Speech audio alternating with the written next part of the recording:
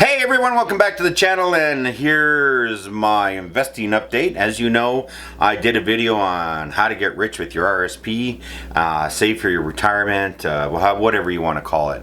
And after I watched it a couple of times, I was like, you know what? There was a lot in there, and it wasn't organized very well. So I'm doing this video. I'm going to break it up. And this video is about how great our RSP is compared to all the other investments out there that you can do. And everyone's like, what? Because everyone talks TFSA. You know, you put the money in there and it grows. You can take it out tax free. And that is just absolutely correct, but has a limit of $6,000 a year. That's it. Okay? And once you put it in, it's in. Once you take it out, it's out. That's it. It's over. Okay? You just get your $6,000 a year. In 10 years, that's 60 grand. We can go through the numbers, you know, what do you make, da-da-da-da-da. I use my TFSA for crazy stock picks. A little bit of fun. You know, put a couple thousand in there over time and buy a crazy company and it goes to zero. I do not use my RSP for those kinds of things. So, let's break this down. You want to retire. And how much money do you need at retirement? That's not the question. It's a question, but that's another video. This is about how much will you have. And if you follow my number one rule, you will have approximately $1.8 million in 40 years. And everyone goes, 40 years? Well, guess what? At my age, it's been 40 years. What? And everyone that knows me knows when I was 20, actually, when I was 18, I started putting $100 a month in my RSP. That was a lot of money back then. That'd be like $800 a month today. So I started putting $100 a month in. And I put that $100 a month in, I'm still putting it in. Putting a greater amount in because I had to cash in and stop going from bankrupt, so that's why I'm making this video. I have experience of screwing up and losing it all. And you have to start all over again. And I don't want you to lose it all and start all over again. But boy, all you do is hear about crypto. Stay away from it. Not interested in it. Don't care. If I could trade it on the New York Stock Exchange and it's liquid, I would consider it.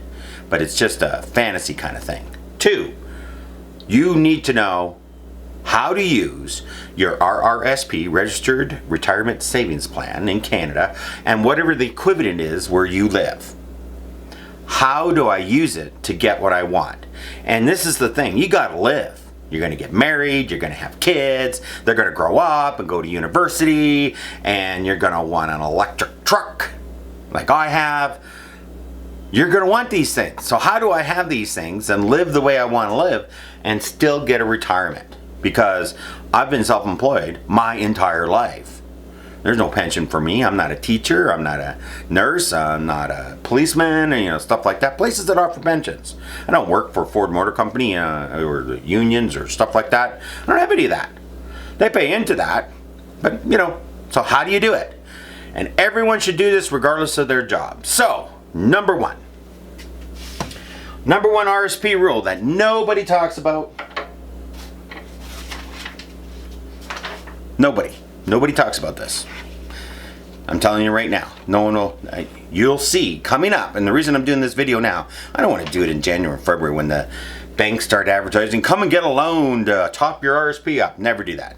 Come to do this and do that and blah, blah, blah. Well, the year is over. If you don't have the money in your RSP by December 31st, you missed it. Yeah, January and February, go back. I don't know why they brought that in, because people missed out and maybe they saved money and didn't put it in and realized they got a bonus and made too much or whatever it is. But I'm the let's do the same amount every month routine. So what is that amount? So I used $200 a month. Say, regardless of what you do, you can sit down and say, I can put $200 a month in my RSP starting right now today, and I will never change it. There is not a situation that'll happen that I'll ever change it. I will make sure that I live on craft dinner to make sure that $200 go in there, or you know, beans. You can buy beans in 25 kilo bags and just eat beans. You know, it's pretty cheap. Terrible way to live for a whole month, but it's got protein and everything in it. But I'm going to do this number. So number one thing with your RSP, pick a number. I'm using $200 a month because I think most people could do that. And here's the secret. Number one secret that nobody talks about. When you put your $2,400 a month in, there's a part A and a part B to this. Everyone goes, that's year one. No, that's year zero. Unless you make a lump sum payment in December of $2,400 when you decide to do this, and then you get your tax return back the following year, right? You get a tax return back. Now, I'm assuming everybody that's watching this video is in the lowest tax bracket going where I live, which is 30.5%. Because remember, RSP contributions come off the top part of your income, not the bottom part of your income. That's what it is, 31%. You're going to pay a 31% tax rate. So if you put $2,400 in, you get your taxes back. And here it is. Are you ready? You take your tax return and you put it in your RSP. Oh, I don't make enough money to do that, and I want to take a trip. If you want to take a trip, save for it and plan for it. You do not use government money to take a trip because it's the government's money. Taxes is the government's money for everything that the government does. And don't complain about what the government does if you're not on a PAC committee lobbying to change it. Because then, who cares? So, you put the $2,400 in, year zero. If you're doing $200 a month starting today, your year zero is November of next year. You've got the $2,400 in, okay? And what's the number one thing? Because I haven't told you yet.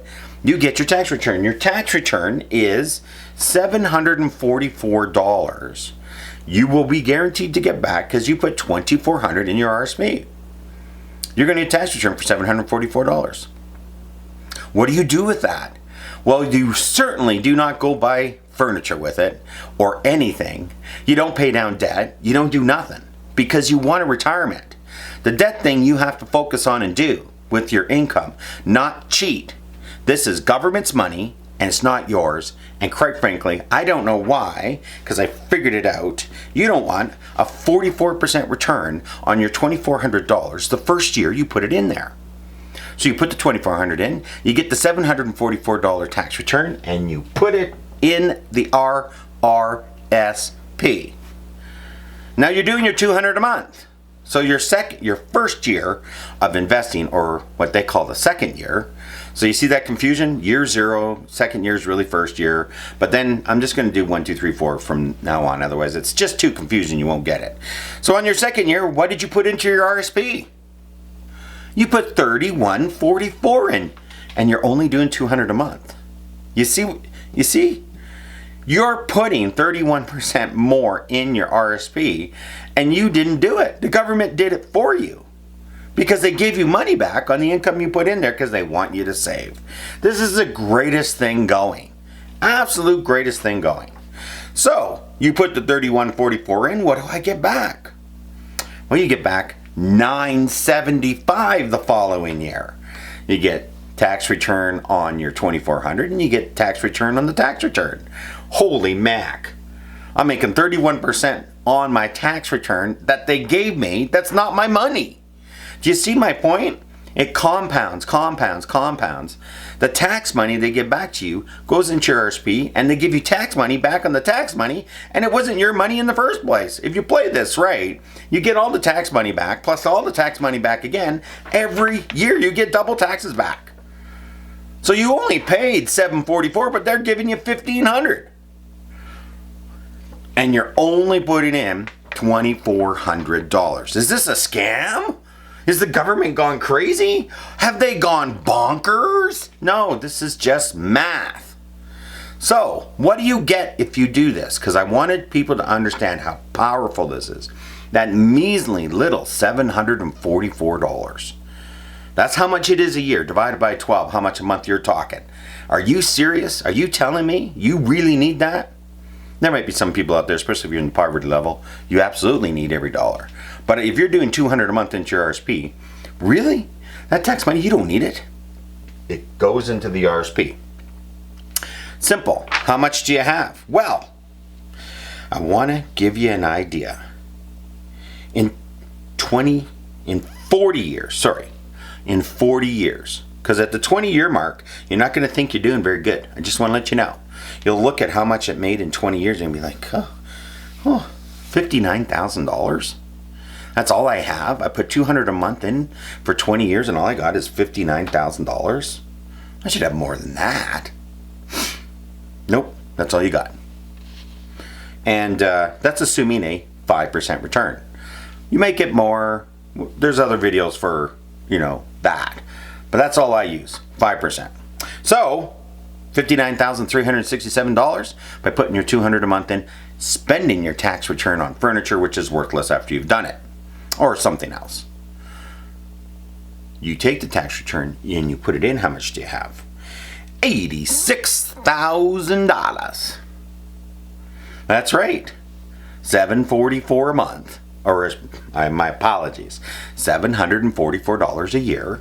Okay, and you get tax return on the tax return on the tax return on the tax return and the tax return, and eventually the tax return on the tax return on the tax return only makes your tax return go up about $2 or $3 a year. So it plateaus out. The law of numbers and the 31% of the number, and I could do a whole video on explaining why it does that, but that's just math. So 86,000 or 59,000, which one do you want? Pretty good, eh? But here's the kicker. Here's the big one. If you put your money to do this way, just do the $200 a month. In 40 years, how much do you have? You have $321,000. If I put $200 a month in my RSP and just bought an S&P 500 index fund, and I did it for 40 years, I would have averaged an 8% return. Okay, it goes up, it goes down, it goes up, it goes down. It would have been an 8% return, okay? What if I got a 10% return? What if I got 10%? What if I got 10%? What do you think? What's the difference between 5% and 10%? Well, guess what? I figured it out. If you got a 10% return over 40 years, and you just put the $200 a month in, and that's it, just every month 200 index fund, and you averaged 8% or 10%, and that's it, you would have 1.277 million. And these are the numbers that they like to show you. 10% return, $200 a month, you got $1.3 million basically sitting in an RSP. And this is where all you should have done TFSA. No, because if you do TFSA, you don't get the tax deduction. You don't get that $744 a year to put into the RSP, because if you do that, you get 1.85 million. 1.85. $600,000 more for just putting in $744 a year. $744 a year times 40 is not even $40,000, and you get an extra $600,000.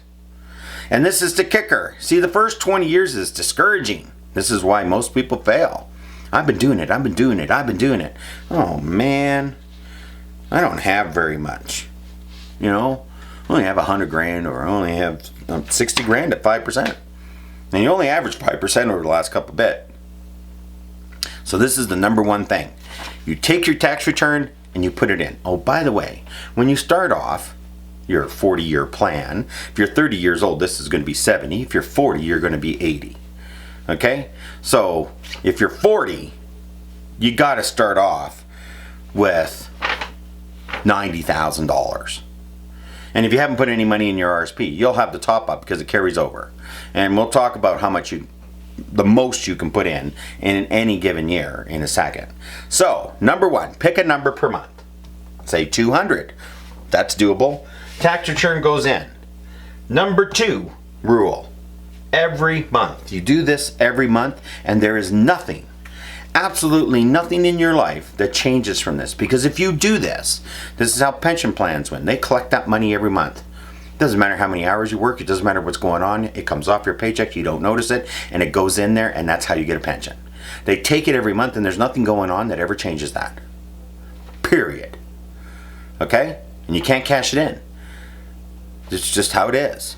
You get a monthly, that's pension. So when you're doing it, you don't get to circumvent the rules and try and make it up. To whatever number your is, say it's $200 a month, every month, regardless, and you'll have the $1 million you need. 2, know what you own. That's actually 3. If you're going to do individual stocks other than an S&P 500 index fund, okay, I'm in Canada, so I do have some S&P 500 index fund, Canadian, US. Pretty simple, pretty easy, just an index fund. Management fees are practically nothing. I do buy a little bit of that, okay? Other than, like I said in the other video, mostly TELUS. 2, know what you own. If you want to do an individual company, do what you own. A lot of people are talking about Tesla right now because it's down to $165 a share as the timing of this video. Did I buy some? Yes, I did. I did buy a little bit, okay? And it's in my RRSP. If it goes back to their glory days of $1,250 a share, which will happen after Elon Musk finished selling all those options he got, or he'll lose them, which is this year and next year, you got yourself, that's a 6-timer. And then I'll be out. Doesn't pay a dividend, and you're just on the growth, okay? And that's the problem with growth. If it's not growing, you just lose all your money. So pick a company, whatever it is, and do it every month, okay? Pick a time when you want to buy it, okay? Dividends reinvest, off you go. You don't need the money, it's in your RSP, let it grow. And trust me, at the beginning it seems like you're not accomplishing anything, but when you get to my age and you've done it for 38 to 40 years, you are very, very happy and you're thinking about retiring. I guess I can retire. And especially if you get the numbers up there, that 5% dividend you're getting on everything, you just pay the 5% dividend to yourself. Once you turn 71 though, all you people out there getting a little older, our RRSP has to be turned into what's called an RRIF income fund. You have to take 7% a year out regardless. Number 4, keep up the plan. I've said this a couple of times already and I'm going to say it again. Whatever you pick for a monthly contribution has to be made every month, and it doesn't matter. Nothing in your life causes that monthly payment not to be paid. Period. So pick a number that you're comfortable with. Wages go up over time, you get promoted, whatever it is. Pick a number that you can do all the time, monthly. Go to the bank. Go down to Bank of Montreal. Set up an account. I did it with Mr. T. I just gave him the abbreviation name because his name's hard to say. Starts with a T. And I want this account. I want it to go here. And I want $200 a month to go. Boom, done. And it just goes, right? I don't worry about it. 5, don't, under any circumstances, okay? FOMO, fear of missing out. Chasing, I'm going to buy this for 10 cents and it's going to go to $1,000 because Pier 1 in 2009 was down to 27 cents a share during the financial crisis, and they came back to $40. And everyone talks about, I got into Pier 1 at 27 cents and it's now $40. Guess what? No, they didn't. 2, the people that do that and make a ton of money on it never tell anyone. The fear of missing out are just people trying to promote or whatever. Doesn't matter. Doesn't work. Once you get a little bit of money and you got, say $5,000 in your TFSA and you want to take a swing at a startup that may go bankrupt, I'm just going to say one thing. You're putting money into a stock and you don't know what they do and you don't know where they're located. You're gambling. You're just throwing it away. I have put money into startups and whatnot, little bits here and there. I've won on some of them. Shopify is one. And I've lost. I can give you a list of 0, 0, 0, 0. Right? The latest one, I actually shorted. I knew I was going to lose all my money. Arcimoto, because they're down to 50 cents or 40 cents or something like that.